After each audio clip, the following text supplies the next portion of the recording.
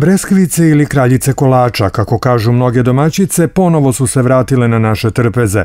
Koliko je ovaj kolač popularan potvrđuje i činjenica da je njemu u čast organizovana manifestacija pod nazivom Breskvicijada, koja je ove godine 8. put nedavno održana u Klenku u opštini Ruma. Organizator je bilo udruženje žena Ljiljan iz tog mesta. Ja sam negde tu za nju, jeste onako malo možda suvlji kolač, možda je, ali je ipak, ne znam, meni lepa i svi je posebno vole. Vašoj porodici svi jedu breskvice? Da. Zetovi pogotovo iz Beograda kad dođu.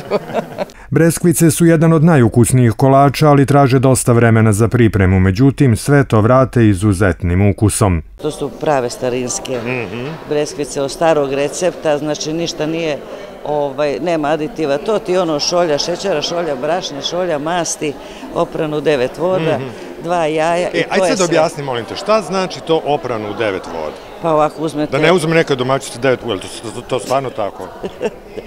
Naprimjer, izmerim 300 grama mera, izmerim 300 grama i onda sipam u činiju i sipam vodu, hladnu vodu, promešam, prospem.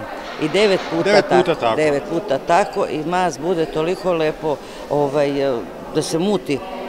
Da se umuti, nema soli, nema ništa, tako da onda sa tim... A koliko to mešaš, to prvi jednom kad... Malo, samo par puta promešaš i prospeš vodu, mase ne prospeš. Što znam jednu domaćicu koja ispira u 9 voda, naspe vodu, prospe, zato sam te to sad pitao. Da. A nema mešanja.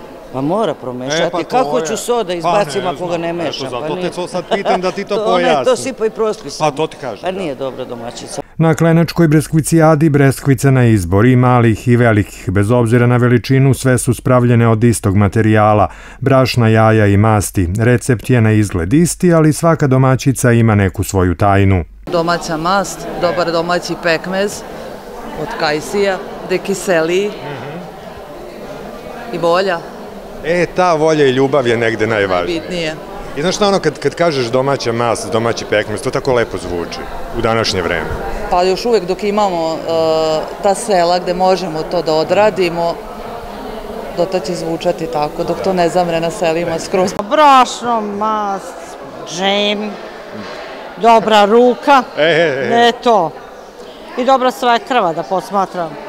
Je li to dobro? Dakle, tu smo, to je najvažnije od svega. To je dobra svekrva, dobra svekrva. I ako ne znaš, tu je ona da pomogne. Normalno. Naravno, šalu na stranu, da nije svekrva, baba, majki, ne bismo mi sad mogli da jedemo ovako lepe breskvice. To je preneto, znači naučeno od svekrve. Svako ima neki prepis, da li je to starinski, da li je sada po novom, mada ja ne cenim ove nove prepise preko kompjutera i što ja znam.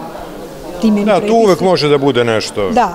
Može da valja, ali više da ne valja. I šta sad u vašem prepisu ili receptu tih starinskih breskvica piše? To sve ide na šolje, ali tako? Pa ja ne mesim na šolje, kod mene ide moja mera breskvica je pola kile brašna, 250 grama šećera, 1 kašikica sode bikarbone, ne praška za pecivo, već sode bikarbone, dođe 3 kašike meda i 2 žumanceta. Zamesi se i stoji 2 sata da se odmori.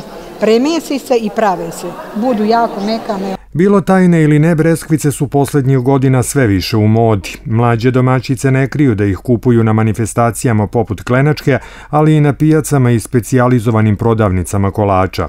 Ipak, one domaće, spravljene po receptu naših baka, su najukusnije, jer su, kažu domaćice, pravljene sa puno ljubavi.